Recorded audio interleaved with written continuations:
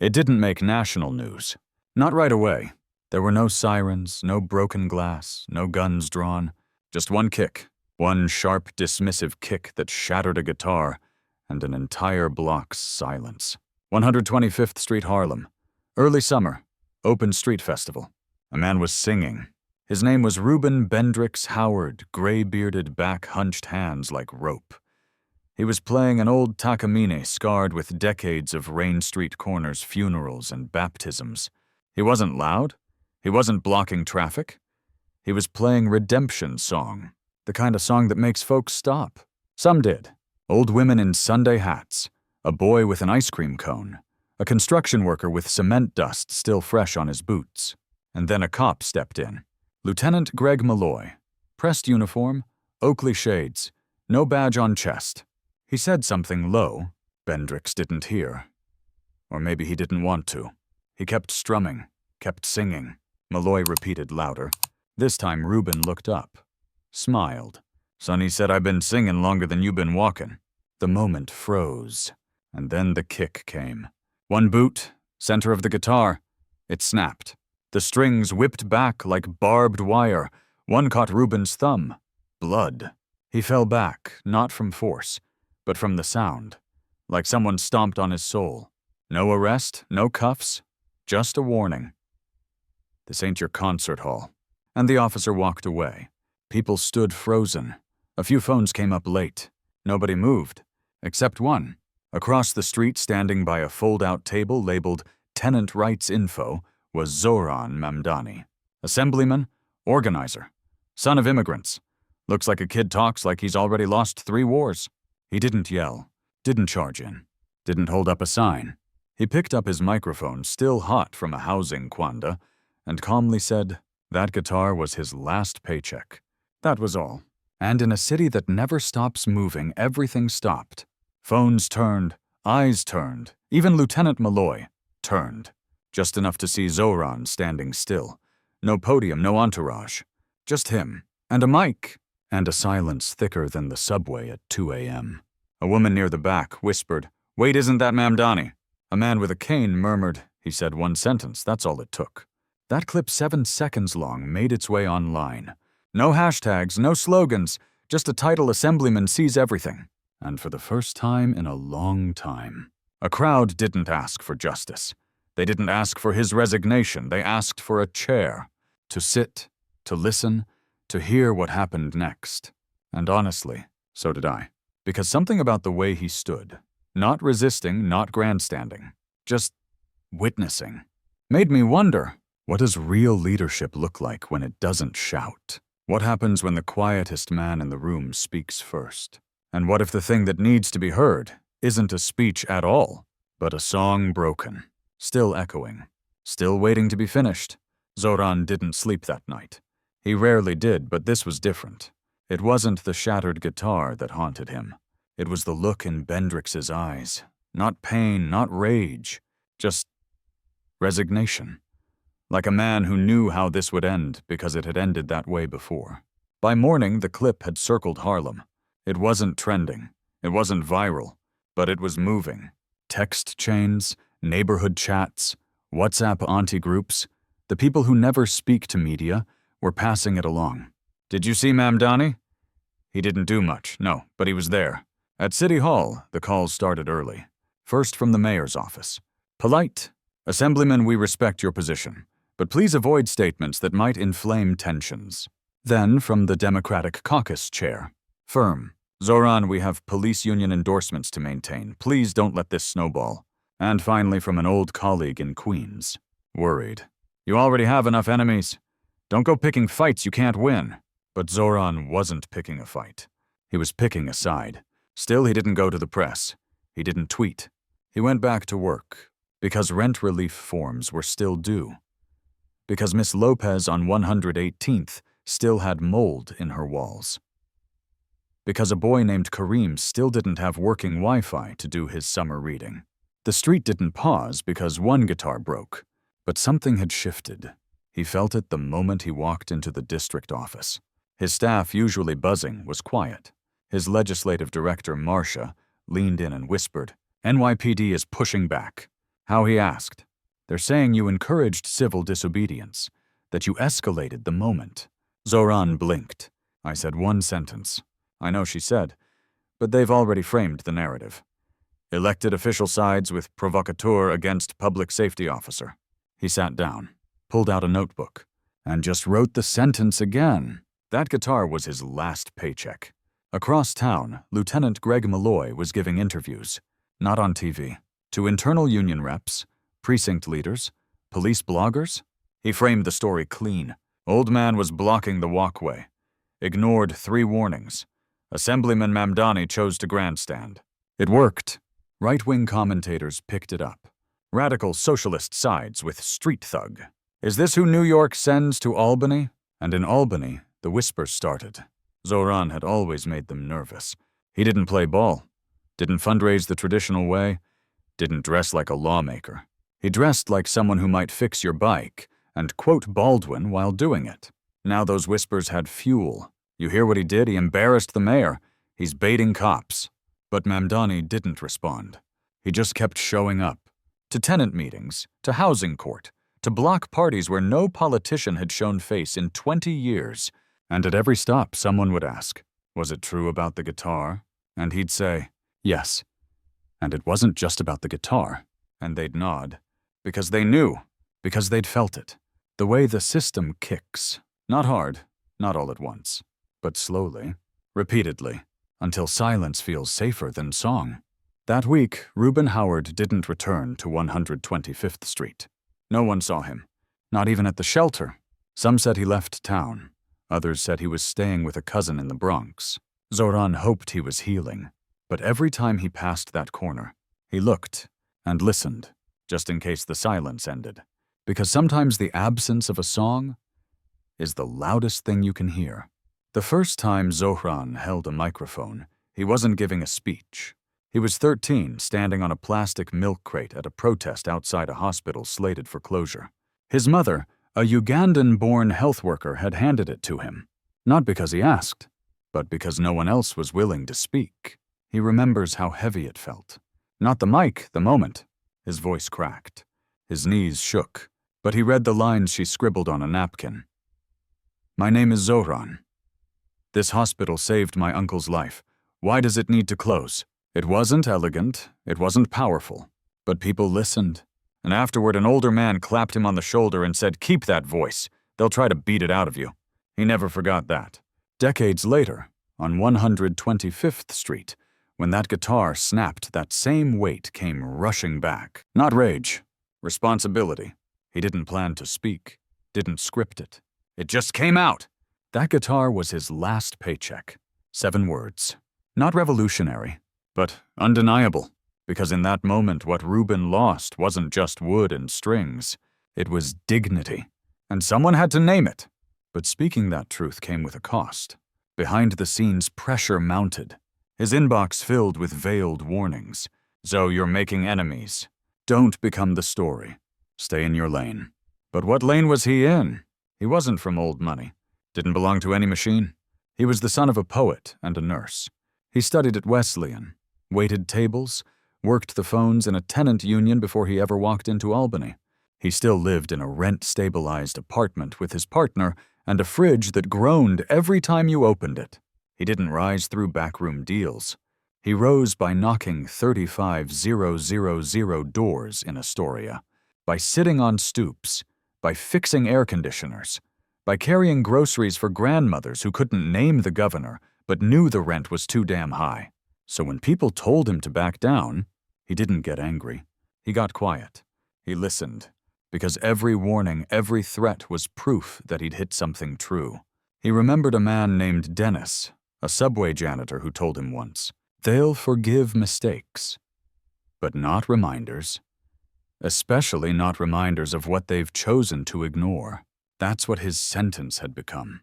A reminder, not just of police violence, but of a city that had normalized erasure, where breaking a man's guitar wasn't even a headline.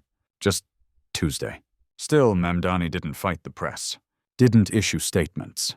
Instead, he started collecting stories. He called churches' shelters community centers. Asked one question, do you know anyone who's been silenced? Not arrested, not censored. Just quietly pushed out of frame. The stories came fast. A nurse fired for union organizing. A bus driver written up for speaking Creole to a passenger. A teacher reprimanded for refusing to use scripted curriculum. None of them famous. None of them loud. But all of them cracked. Like Rubin's guitar. And Mamdani listened. Took notes. Not for a press release, but because he knew the silence was building. And one day it would need to be heard. Not through protest. Not through policy. But through presence. And that was the decision he made. Not to shout louder, but to stand longer. To become not the headline, but the echo. The still point. In a city that never stops. By the end of the week, Zohran Mamdani had a choice. He could go on TV, make the rounds, defend his statement, debate NYPD spokespeople in sound bites, or he could try something different. He chose the latter. He didn't schedule interviews. He didn't draft a press release. He hosted a story circle. No stage, no banner, no campaign signs. Just a sidewalk on 123rd, and Lennox a few folding chairs and a hand-painted sign that read, "If you've ever been silenced, come tell your story." At first, just a few people showed up. An older woman named Dorothy, a high school teacher named Rafik, a sanitation worker on his lunch break. They were cautious, curious. They thought maybe it was a trap, some kind of publicity stunt. But then Zohran did something unexpected. He sat down. In the back row. He didn't speak, didn't open, didn't explain. He just listened. And Dorothy spoke first. "I was 16 when they told me not to sing in the choir, 'cause my accent made the hymn sound off." Rafik followed. "They said I was too political in class. All I did was teach about the Montgomery bus boycott." Then the sanitation worker. "My brother played jazz on the 2 train. They called it a loitering." Took his sax. He never picked it back up. One by one people shared. Stories that had never been printed, never been tweeted, never been given permission to exist. And still Zohran stayed silent. Until someone turned and asked, "What about you?" He paused. Then said, "I was 17 when I wrote a poem about war. My guidance counselor told me not to submit it for the school paper. Said it was too adult." I stopped writing for 5 years. Silence. Not shock, just understanding. Because everyone there had a version of that, a moment when their voice got returned, unopened. The story circle grew. Each night more chairs, more faces. Some came just to listen. Some came to cry. But no one came to argue. There were no debates, no rebuttals, only a microphone, passed gently like a candle. By the end of the week, someone had made a Google map, plotted all the places in Harlem where people said they were silenced. The map looked like a constellation, and in the center, a red pin, 125th and Lennox, where Rubin's guitar was broken. That's when the local news showed up. Not to cover outrage, but to ask, "What's going on here?" Zohran looked into the camera and said, "We've spent too long trying to fix policy without fixing the silence underneath it." He didn't mention the cop, didn't name the union, didn't say the word socialism. He just said, "You can't govern people you won't listen to." The clip ran for 30 seconds. No explosion, no scandal. But in homes across the borough, something stirred. Because even if they didn't agree with him, they recognized something in his posture. He wasn't telling a story to win. He was telling it to witness. To restore a kind of currency more valuable than votes. Respect. He called it assembly on the sidewalk. Not a rally, not a protest, not even a formal hearing. Just a Thursday evening gathering. Right where the guitar had fallen. No stage, no spotlight. Only folding chairs, a few handheld mics, and 2 tall speakers borrowed from a local youth center. The crowd showed up slowly. At first, a trickle of locals, mothers with kids in strollers, retired veterans in folding camp chairs, a group of teens with skateboards who looked like they came for the snacks. And then as dusk settled, the circle widened. Pastors came, teachers, librarians, even a few off-duty officers. They weren't there in uniform. They were there in plain clothes, standing quietly, arms folded, watching. At 6:17 p.m., Zohran took the mic. Not to preach, but to welcome. Tonight is not about who's right, he began. It's about who's been unheard. He didn't talk long. Instead, he handed the mic to the crowd. The first speaker, an 11-year-old girl named Dina. "I saw the man get hurt," she said. "He didn't yell, he didn't run. He just sat down and looked really tired." Then her voice cracked. "I don't want to be that tired when I grow up." You could hear the inhale ripple through the crowd. Next was a man in a janitor's uniform. Ramon. "I've been cleaning this block for 17 years. Seen cops knock over fruit stands, yell at moms, grab kids, but never saw anyone just say something." He nodded at Zohran.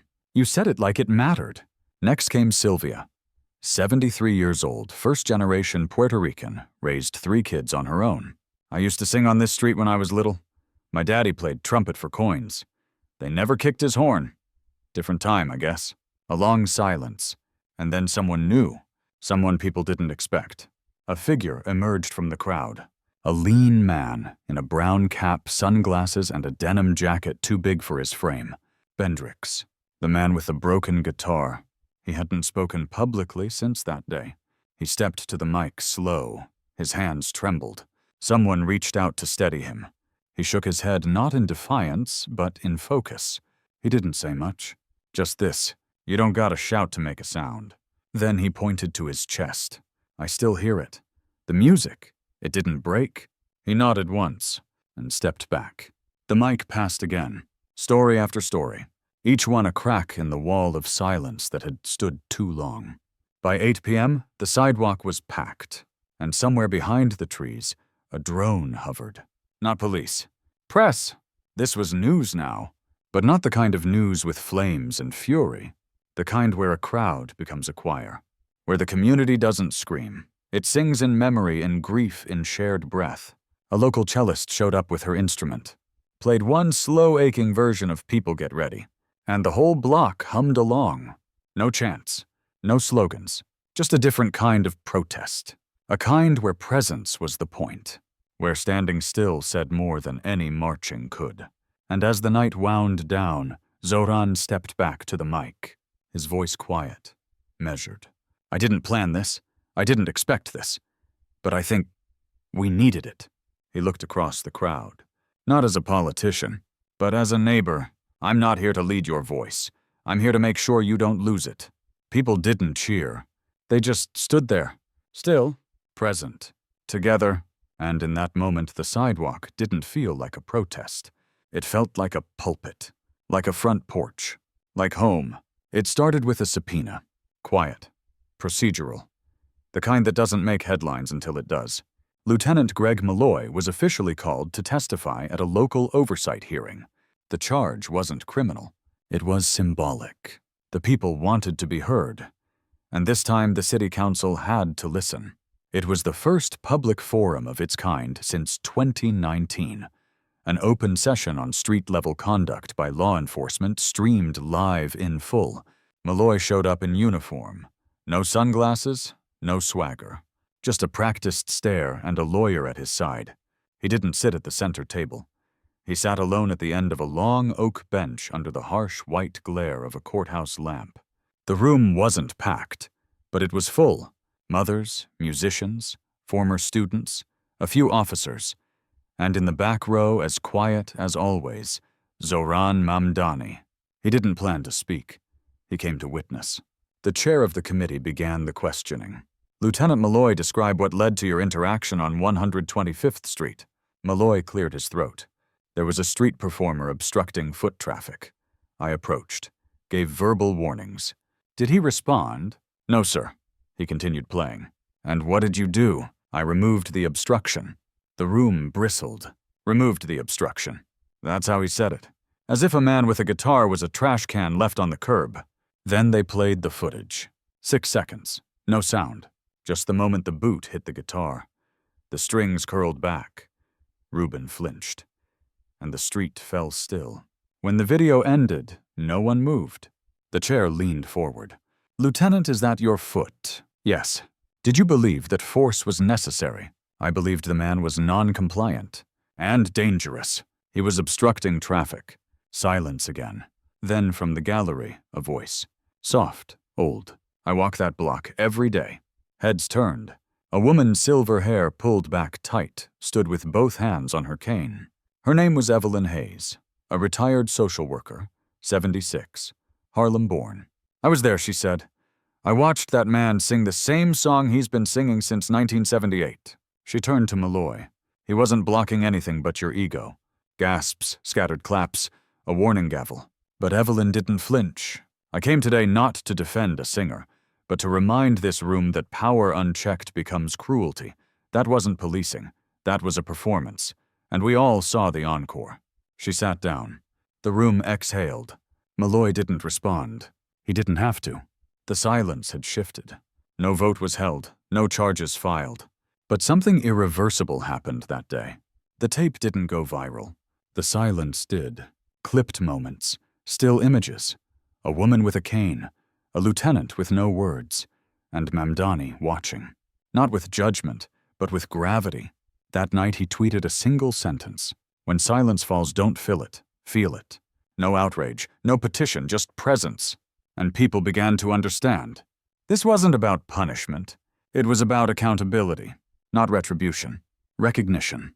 And in that space between a gavel's strike and a woman's truth, justice took a step. Not forward, but inward. Mayor Eric Adams knew the question was coming. It had been building quietly, persistently, like steam in an old radiator. For days, headlines danced around it. Should a guitar be cause for a council hearing? Assemblyman challenges NYPD culture symbolically. City Hall's silence complicity or strategy. But the stories weren't the problem. The clips were 7 seconds of Mamdani standing still, 6 seconds of Malloy kicking, and 13 minutes of testimonies from people with no press agents, just pain. The mayor's office tried to get ahead. Released a short statement. We're committed to equitable community policing and accountability. But it didn't land. Not because it was wrong, because it was vague. So when Mayor Adams walked up to the podium at the weekly press conference, the press corps didn't waste time. First question from Yvonne Brooks at NY1. Mr. Mayor, do you support the way Lieutenant Malloy handled the incident with Mr. Howard? Adams straightened. His tie was perfect, his jaw set. I support the NYPD's right to enforce public safety. Follow up. But what about the optics? Sir, a respected street musician assaulted a public outcry, and one of your assemblymen quietly leading a response without your involvement. Adams' eyes narrowed. He paused, then said, I believe in justice. I believe in accountability. And I also believe that people are often too quick to judge based on a single moment of video. The room tensed. But he wasn't finished. I also spoke to Reuben Howard. That was new. Murmurs. He continued. He told me he doesn't want vengeance. He wants respect. Another pause. And I've invited him to City Hall next week. We're going to talk about what that looks like. A shift.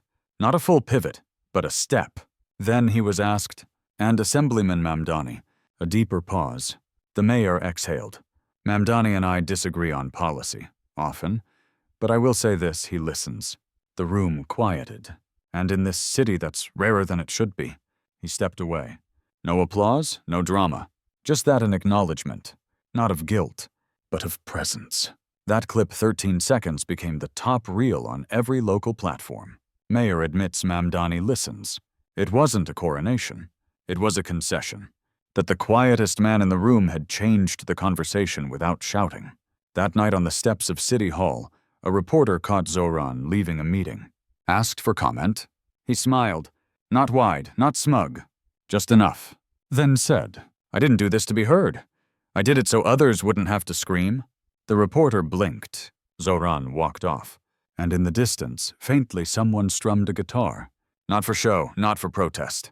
Just a song finding its way back to the street. It came back slowly. Not in a wave, in a whisper. One afternoon as July leaned into August, a sound floated up 125th Street, familiar, but almost forgotten. A guitar. Same corner. Different instrument. It wasn't Reuben's cracked takamine. It was an old guild held together with duct tape and hope.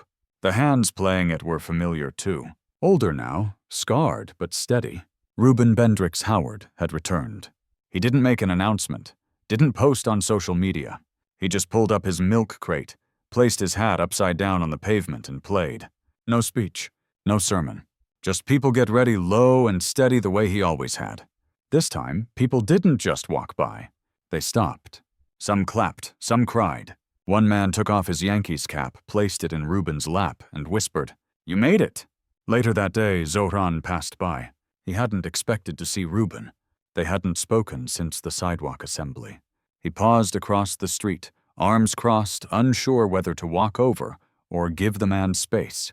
But Reuben saw him, nodded once, then said into the mic with the same raspy voice that once filled subway platforms, "Assemblyman, this one's yours," and began strumming "A Change Is Gonna Come." Zohran stepped forward, slowly. People parted not in reverence but in rhythm. They knew what this was. It wasn't a performance. It was a handoff, a gesture, a thank you. Zohran didn't take the mic. He didn't need to. He sat on the curb, just sat, next to Reuben, next to the sound. A little boy wandered up wide-eyed. "Is that the man from the video?" he asked. His mom nodded. "That's the man who didn't look away." And that really was the point. Because in a city that moves fast, too fast, stopping is radical. Watching is radical. Witnessing is resistance. The next week, Reuben played again. This time, a small amp. A milk crate with a cushion. A banner behind him that read, "Street music is city history." Someone made stickers. Someone else started a GoFundMe. And before long, that corner once known for broken sounds became a gathering place, a sonic refuge, a space reclaimed. Teachers brought students. Clergy brought folding chairs. Council members brought apologies. The silence was broken. And not by volume, but by presence. Mamdani didn't try to own the moment. Didn't take credit. He just kept showing up. To hearings, to tenant meetings, to late-night sessions in the assembly where his bills were quietly shelved, but not forgotten. And every time he walked past that corner, Reuben would nod. Sometimes with his head, sometimes just with the music. A silent duet, an understanding. Because the real work, it's not the hearing. It's not the press. It's not the law. It's the return. It's the moment the music comes back. And the street doesn't just allow it. It holds it. And that changes everything. Zohran Mamdani wasn't planning to run again. Not officially. Not after everything. The hearings, the backlash, the party pressure to keep things quiet next term. But something shifted in him the day Reuben returned. Not when the guitar strummed, not when the crowd gathered, but when a woman in a Mets cap approached him after the music faded and said, "Assemblyman, that wasn't just a song, that was permission. Permission for what he asked. To believe again." It hit him harder than he expected, because Zohran didn't want to run for another term out of obligation. He wanted to run because the story wasn't finished. Because a city where street corners became sanctuaries still needed someone to carry that truth into policy rooms where stories were currency and silence was law. So he met with his team, a ragtag group. Marcia, his legislative director who'd once been a slam poet, Omar, campaign treasurer, Uber driver by day, Layla, communications raised by a single dad who taught ESL out of their living room. They weren't political operatives.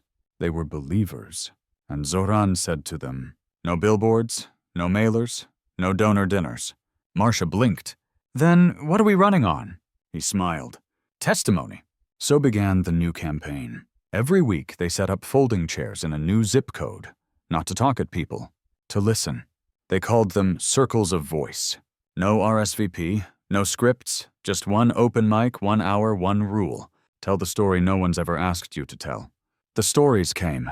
A deli owner whose insurance denied her flood damage claims after Hurricane Ida. A teenager whose school expelled him for organizing a protest about the broken AC. A mother who buried her son with a trumpet in his casket because music was the only time he smiled. Each story wasn't a vote. It was a vow that if he got re-elected, Zohran wouldn't just carry their voices. He'd reshape the very walls where silence had ruled. The campaign got no major endorsements. No PAC money, no party machine. But it grew. Word spread. On WhatsApp, on subreddits, on church newsletters with 2 fonts and too many exclamation points. One night a retired judge showed up at a circle. He didn't speak. He cried. Afterward he told Zohran, I've sentenced men for less than what happened to that guitar." Then he slipped a check into the donation jar. $20.17. The cost, he said, of the lunch he bought the day he signed his first bench warrant. "I'm paying it forward," he said. And just like that, the campaign became something else. Not about one election. About repair. About redemption. About the slow, stubborn work of listening deeply enough that the system flinches. One night Reuben showed up to a circle. Didn't play. Just sat. When it ended, he walked up to Zohran. Said, "I never believed in politics." Zohran smiled. "Me neither." They laughed. And somewhere in that laughter was a campaign speech no podium could hold. Most campaigns end with slogans. Safer streets, stronger schools, fighting for you. Zohran Mamdani's campaign didn't have a slogan. It had a question. When was the last time someone truly heard you? That line appeared on flyers, on train station posters, even handwritten on brown paper lunch bags handed out by volunteers. And everywhere it showed up, people stopped. Not because it promised anything, but because it asked something. And Zohran knew questions change people more than answers do. He brought that same question to Albany, not in grand speeches, but in the form of policy. His new legislative package was called the Listening Bills, 5 small proposals, each born from a story, each designed not to punish power, but to open its ears. Bill 1, mandatory mediation before eviction filings, born from Miss Florence on 118th Street, who lost her home before she even knew what a summary judgment was. Bill 2, a Musician's Street Performance Protection Act, modeled after Reuben's incident, defined decibel limits, clarified public space access, and ensured citations, not destruction, were first recourse. Bill 3, public testimony, extension windows, required every public hearing to accept voice memos and written testimony from people unable to attend in person because not everyone has a 9-to-5 that lets them show up at 10 a.m. on a Tuesday. Bill 4, silent witness funding, a small budget line to provide legal and emotional support for individuals who experience non-physical suppression, intimidation, passive threats, targeted noise enforcement. And finally, Bill 5, the right to return, a symbolic statute allowing any displaced street performer, vendor, or activist cleared unjustly to reclaim their exact spot for a full day, free from permit or penalty. The point, to make space, physically, legally, culturally, for voices that had long been priced out, pushed out, or tuned out. The bills didn't sail through. They were mocked. A performance policy for performers, more red tape for cops, poetry over policy. But Zohran didn't flinch. He brought witnesses to hearings. Not lawyers, people. A 16-year-old girl who'd been cited for selling bracelets on the sidewalk. An 82-year-old man who played harmonica at the 4 train station every Tuesday, rain or shine. Even a barista who'd been told by her manager to speak less Spanish. And one by one they stood, not to demand, to describe, to tell stories the system was never built to hear. The day Bill 2 passed a narrow vote, 63-61, Reuben was there. He didn't speak. He just stood in the back, hat in hand, guitar on his back. When the tally was announced, he nodded once, the kind of nod you give when someone finally keeps their promise. That night, Zohran sat at his kitchen table, alone. No champagne, no cameras, just his phone playing an old voicemail from his mother. It was her voice, soft with age and wisdom. "Baby, we don't win the world with arguments. We win it with presence." He pressed replay, then again, and again, because he knew this wasn't the end. It was just the chorus, and there were still verses left to write. So what do we do now? After the applause fades, after the laws pass or stall, after the last note rings off a Harlem sidewalk and disappears into the noise of another New York night. We remember. We remember that stories are not just what we tell. They're what we hold, what we honor, and sometimes what we fight to preserve in a world too quick to forget. You may not be a lawmaker. You may not carry a mic or write a bill, but you do carry a voice, a lived history, a heartbreak, a line you wrote and never shared because someone once told you it didn't matter. It does, because every sidewalk is a stage. Every silence is a space waiting to be filled, not by shouting, but by truth. maybe your truth, maybe someone else's. So here's the invitation. Walk down your block tomorrow. Notice who's not being heard. Is it the teenager with the closed-off eyes? The street vendor who's been in the same spot for 20 years? The janitor sweeping the steps of a school that no one visits anymore? Ask them something. Anything. Maybe. What's your story? Then listen. Don't interrupt. Don't fix. Just witness. Because sometimes the bravest thing we can do is hold still, long enough for someone else to unfold. And if you ever doubt whether that matters, think of the man with the broken guitar. Think of the assemblyman who didn't look away. And think of a city that rediscovered its voice. One note, one nod, one sidewalk at a time. So, don't just share this story. Carry it. Pass it. Protect it. Because somewhere someone's song is still waiting to be heard. And maybe, just maybe, you're the only one who can hear it.